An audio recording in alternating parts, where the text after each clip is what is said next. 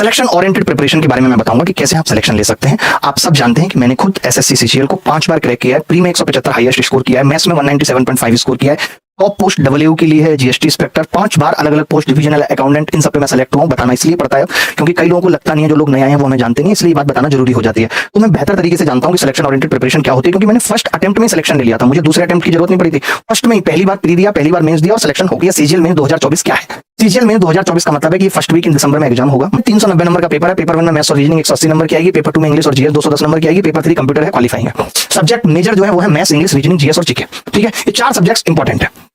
CGL mains में maths जो 30 question आने हैं 90 नंबर के, तो मैं ये कहूंगा कि इसमें हमारा टारगेट होना चाहिए। मैं यहाँ पे टारगेट भी लिखता रहता हूँ साथ के साथ। मैथ्स में जो हमारा टारगेट होगा वो भैया 90 के 90 होगा कि एक भी सवाल गलत ना हो। रीजनिंग में भी हमारा टारगेट 90 का 90 होगा। इंग्लिश में हमारा टारगेट हम 135 ही लेके चलेंगे, टारगेट में कोई बुराई नहीं है। बट जीएस में हम टारगेट 75 का लेके नहीं चलेंगे। जीएस में हम लेके चलेंगे क्या 20 सवाल भी सही हो गए तो बहुत बड़ी बात है। मैं ये मान के चलूंगा जीएस में, ये नहीं कहूंगा मुझे सारे सही करने हैं, बट हमें इस बात की गारंटी अपने आप को दूंगा कि अगर कोई भी बच्चा एसएससी में 20 सवाल सही करके आ रहा है तो वो 20 मैं होऊंगा करने वाला। यानी मुझे सबसे ज्यादा सवाल सही करने हैं। पूरे कर पाऊं या ना कर पाऊं, पूरे करने की अगर आपने होड़ लगा ली तो आपके बाकी के सब्जेक्ट इफेक्ट हो जाएंगे, बाकी के सब्जेक्ट में आप अच्छा परफॉर्म नहीं कर पाएंगे। कहीं ऐसा ना हो जीएस में 75 नंबर लाने के चक्कर में आपके मैथ्स में 85 रह गए। टोटल 390 नंबर का खेल है। Time management most important thing है, चाहे जिंदगी क्रैक करनी हो या एग्जाम क्रैक करना हो। अब टाइम मैनेज होगा कैसे? देखिए मैंने एक एक बातें लिख रखी हैं कि समय का हिसाब किताब रखना है कि जो बचे हुए दिन है इसमें मुझे एक भी सेकंड बर्बाद ही नहीं करूंगा।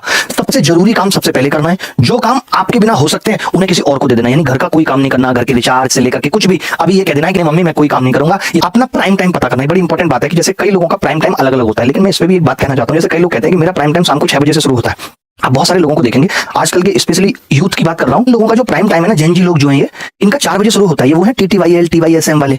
ये इनको 4 बजे के बाद एनर्जी आती है, 12 बजे सो के जगते हैं, 2 बजे तक आंखें मिलते हैं, फिर 4 बजे इनकी एनर्जी आती है और रात को 12 बजे तक हाई एनर्जी रहती है। ये इनका प्राइम टाइम है। बट क्या ये एसएससी का प्राइम टाइम है या एसएससी आपके प्राइम टाइम के हिसाब से एग्जाम लेगी?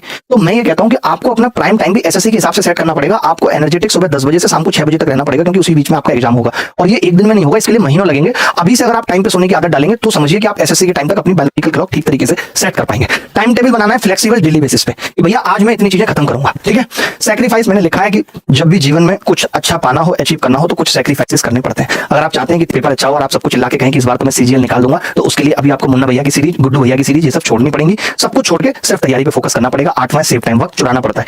हर एक छोटी से छोटी चीज से आपको वक्त निकालना पड़ेगा। कई लड़के क्या करते हैं, पहले फ्रेश होने चले गए, फिर वॉशरूम से बाहर आ गए, फिर नाश्ता वास्ता कर लिया, फिर मंजन किया बाद में, और फिर उसके बाद नहा रहे हैं। आपको ये सोचना पड़ेगा कि मैं 3 से 5 मिनट दूंगा इन तीनों चीजों को, फ्रेश होने से लेकर के नहाने को। एक ही बार वॉशरूम में घुसूंगा और बाहर निकल के आ जाऊंगा, बार बार नहीं जाऊंगा। इससे भी आपके 4-5 मिनट बचेंगे। ये मैंने एक एग्जांपल लिया। ऐसे आपको छोटी छोटी चीजों से वक्त निकालना पड़ेगा। मोबाइल पे अगर आप ज्यादा वक्त दे रहे हो, उससे 1 घंटे बात कर रहे हैं, तो भी आपको उस बात को भी 15 मिनट करना पड़ेगा। ठीक है, कल का प्लान आज सोने से पहले बनाना पड़ेगा कि कल मुझे क्या करना है। जल्दी सोना, जल्दी जगना सबसे जरूरी है। अगर आप एक्सरसाइज नहीं कर रहे हैं तो आप समझ लीजिए, कई लोगों को लगता है कि अभी मेरा बहुत इंपॉर्टेंट टाइम है, मैं कुछ नहीं करूंगा। ऐसा नहीं है। देखिए, अगर आपको अपनी इफिशियंसी बढ़ानी है, कई बार तो आप 4 घंटे में उतना नहीं पढ़ पाते जितना 2 घंटे में पढ़ लेते हैं। सारा गेम इफिशियंसी का है। अगर सारा गेम इफिशियंसी का है तो आपको 10 मिनट रनिंग और 10 मिनट मेडिटेशन मस्ट है। करना ही करना है, हर आदमी को करना है। मैं भी करके आता हूं तो यहाँ पे ठीक तरीके से बोल पाता हूं। अगर ना करूं मेडिटेशन, ना दौड़ूं 10 मिनट, तो मेरे लिए भी मुश्किल होगा आपको पढ़ाना। छोटे छोटे ब्रेक लेने हैं, टी ब्रेक ले लो, चाय बना ली बीच में, खुद से चाय पी ली बना के, रिलैक्स हो जाएगा सबसे माइंड। और stop watching reels and shorts तो बिल्कुल ही खत्म कर देने हैं कि अभी इनकी तो कोई जरूरत नहीं है। आगे बढ़ते हैं। Stress is only due to time waste. मैंने फिर क्लियर बात कर रहा हूं, बार बार एक ही बात कर रहा हूं कि टाइम वेस्ट करने से स्ट्रेस बढ़ता है। भी आप टाइम वेस्ट करेंगे आपका स्ट्रेस बढ़ेगा। तो टाइम वेस्ट बिल्कुल नहीं करना है। आपको टाइम किसी भी हालात में मैनेज करना सीखना पड़ेगा अगर आप जीवन में रिलैक्स रहना चाहते हैं तो। Evaluate your study. आपका लेवल अभी है कहां पे, आपके लो स्कोरिंग टॉपिक क्या है। आज ही जाके लिस्ट बनानी है कि मेरा लो स्कोरिंग टॉपिक जीएस है या उसके अंदर कोई सब टॉपिक है, मेरे स्ट्रॉन्ग सब्जेक्ट कितने, मैं केवल उनका रिवीजन करूंगा, उनको नहीं पढ़ूंगा। मान लेते हैं बच्चे को अलजेब्रा बहुत आता है तो वो अलजेब्रा की क्लास नहीं देखेगा, चलेगा। टाइम टेकिंग सब्जेक्ट कौन कौन से हैं जिसमें मुझे बहुत टाइम लग जाता है, मैं सिंप्लीफिकेशन नहीं आती, मुझे शॉर्ट इंडाइसिस नहीं आती, इसको मैं अभी खत्म करूंगा ताकि बाद में रिवीजन भी कर पाऊं। तो इसकी एक लिस्ट तैयार कर लेना। ठीक है, डिवाइड द कंटेंट को डिवाइड करना है कि भैया सिलेबस देखो, just finish the syllabus is like learning license to drive a car. Syllabus को खत्म करना बिल्कुल वैसे ही है जैसे आपने क्या किया है, एक कार को चलाने का लर्निंग लाइसेंस आपका बन गया है। लेकिन जो सेकंड है प्रैक्टिस टू रिवीजन, जो कि मेंस में सबसे ज्यादा जरूरी है, वो है if you want to drive car fast then it will require a lot of practice. वो जो स्पीड आप कहते हो कि स्पीड नहीं आ रही है, वो प्रैक्टिस से आती है। आप एक्यूरेसी के पीछे भाग रहे हो, लेकिन वो तभी आएगी एक्यूरेसी और स्पीड जब आप बहुत प्रैक्टिस करोगे। तो पहले चीजों को सीखना पड़ेगा, सीखने के बाद प्रैक्टिस करेंगे, रिवीजन करेंगे, तो अपने आप स्पीड भी आएगी और एक्यूरेसी भी आएगी। 3 थिंग्स है सिलेबस।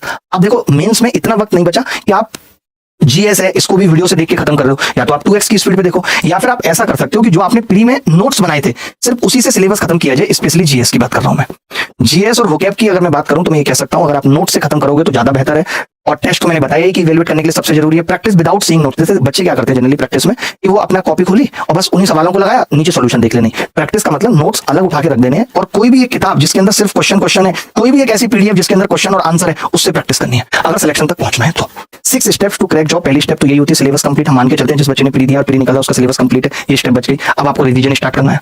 आपने आज रिवीजन किया अलजेब्रा का, वहीं पे आपने मॉक टेस्ट मार दिया, एक पीडीएफ सोल्व कर ली। मॉक टेस्ट का मतलब जरूरी नहीं है लैपटॉप पे करें, आपके पास पीडीएफ निकली हुई है अलजेब्रा की, वो आपने कंप्लीटली सोल्व कर ली। जब आपने प्रैक्टिस, उसके बाद जब आपकी सारी प्रैक्टिस हो गई, अब आप मॉक टेस्ट दे रहे हैं। मॉक टेस्ट पे इसके बाद आता है। मॉक टेस्ट देते देते क्या होता है, बहुत सारी नई चीजें सीखते हैं और चीजें हमारी टिप्स पे हो जाती हैं, और जब टिप्स पे हो जाती हैं तो हम सिलेक्शन तक पहुंच जाते हैं।